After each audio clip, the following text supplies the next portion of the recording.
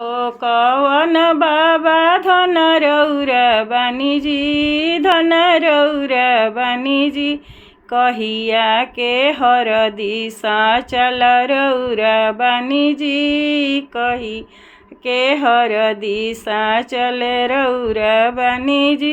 चाचा हो कवन चाचा धन रौरा बानीजी, धन रौरा बानीजी, कहिया के हर दिशा चल रौरा बानीजी, कहिया के हर दिशा चल रौरा।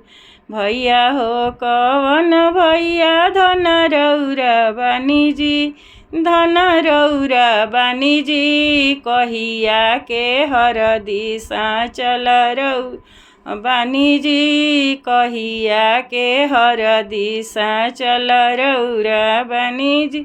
बेटी हो दुलरैतिन बेटी आल पशुका वारजी, आल पशुका वारजी, हरदी के झाके झुके गैलू कुम्हिलाइजी, हरदी के झाके झुके गैलू कुम्हिलाइजी।